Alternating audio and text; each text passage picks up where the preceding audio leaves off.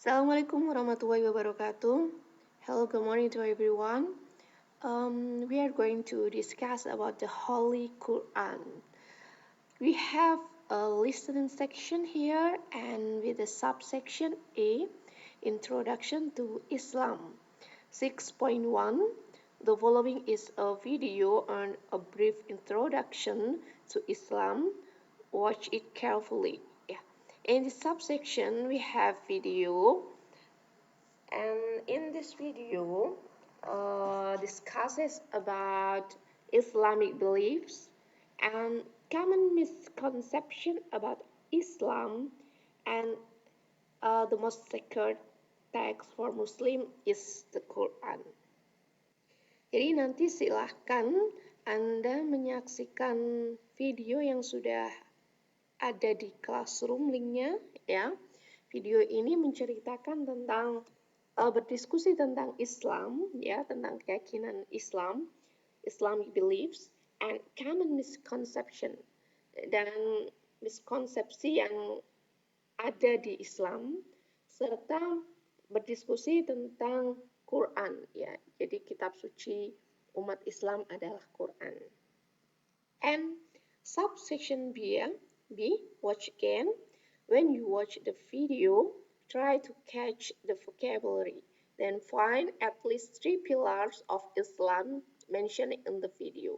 Jadi di dalam video ini ya, itu juga menjelaskan tentang ini ya, about the 5 pillars of Islam ya.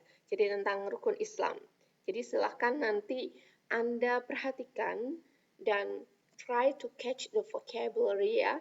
Jadi silahkan nanti tuliskan di kolom komentar 3 kosakata yang Anda dapatkan yang berkaitan tentang rukun Islam dari video ini. Oke. And next, speaking section. Tapi ini kita ya latihan sendiri saja ya. Jadi di sini sebenarnya ada kerja kelompok ya, praktek berkelompok. Look at the picture, then discuss the following question about your partners ya. Yang number 1, do you read the Quran daily? Jadi ini harusnya kalian berpartner kemudian saling cerita ya, saling bertanya gitu. Kamu baca Quran enggak gitu? Yes, I do gitu misalnya ya. What do you feel when you read the Quran? Is Quran a guide for Muslim life? And number 4, why do you think so? What does the Quran mean to you? Gitu. Jadi ini ada beberapa pertanyaan yang bisa dijadikan diskusi untuk latihan speaking gitu ya, tentang Al-Quran.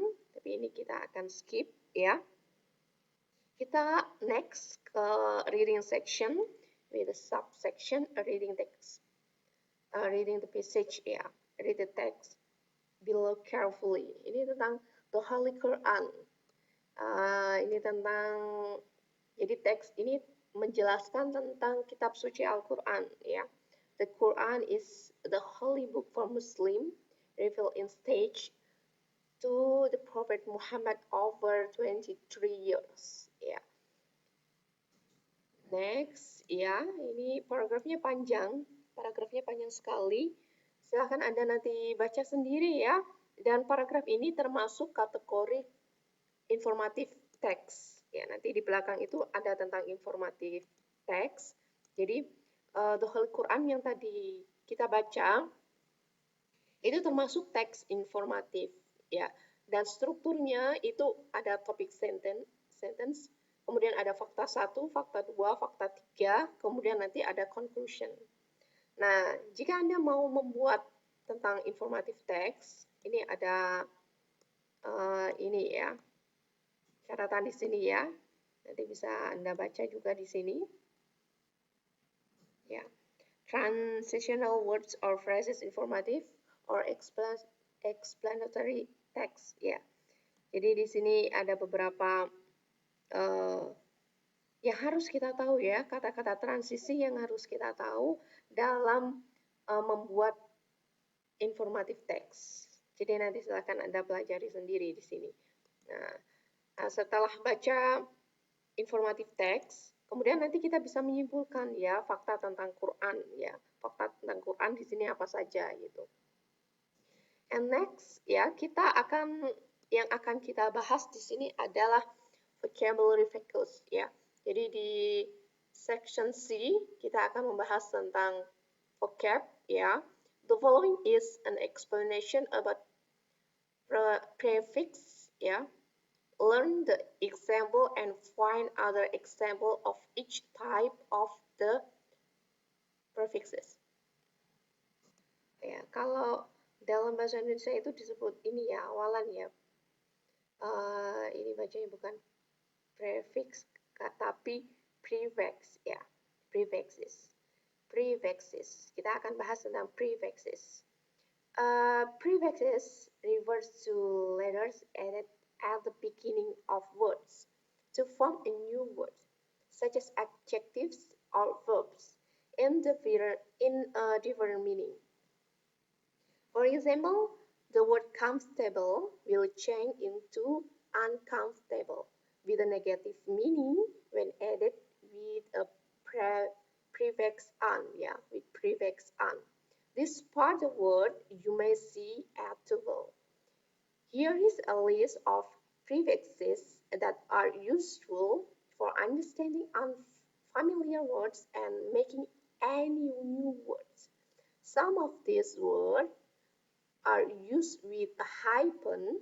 Check a dictionary for any vocabulary that you are not sure of. Jadi di sini ada prefixes ya. Jadi prefix di sini awalan ya, misalnya ini comfortable itu kan nyaman. Tapi kalau misal kita kasih prefix "un" menjadi uncomfortable. Jadi menjadi satu kata yang lain ya. Dengan "un" di sini itu maksudnya adalah negatif. Jadi kalau comfortable itu artinya nyaman, berarti uncomfortable itu artinya tidak nyaman. Jadi prefix di sini adalah kata ini ya, awalan ya, awalan yang kita taruh di depan kata sehingga menjadi kata yang baru, sehingga mempunyai makna kata yang baru gitu. Nah, ini ada contoh ya, ada beberapa contoh prefix. Jadi prefix di sini ada anti misalnya ya, artinya adalah berlawanan. Contohnya adalah anti-war, anti-sosial, antibiotik gitu. Jadi anti perang, anti-sosial, antibiotik ya. Antibiotik ya. Kemudian auto. Auto di sini artinya adalah off atau by oneself. Contohnya apa? Contohnya autograph, autopilot, automatic gitu ya. Berarti ini tanda tangan sendiri ya. Tanda tangan, kemudian pilot, autopilot itu kan berarti pilot otomatis gitu ya. Kemudian B ya, prefix B itu artinya bisa to atau twice. Ya, contohnya bicycle, bimonthly, bilingual ya. Kemudian X. Ya, X di sini artinya bisa former. Former itu adalah mantan ya. Contohnya ex-wife, ex-student, ex-president ya. Jadi di sini X-nya itu bisa bermakna mantan. Bisa juga X itu bermakna out of. Out of itu kayak mengeluarkan gitu ya. Exhale itu kan mengeluarkan nafas atau menghembuskan gitu ya istilahnya. Extract, kemudian excommunicate, kemudian micro. Micro di sini artinya adalah small, kecil. Contohnya misalnya microcomputer, computer, microwave, microscopic. Kemudian ada miss. Miss artinya bisa badly atau wrongly ya. Contohnya misunderstand, mistranslate, misinform. Kemudian ada mono. Mono itu artinya one or single ya. Di sini monotonous, monologue, monogamous gitu. Kemudian ada multi. Multi artinya many, banyak ya.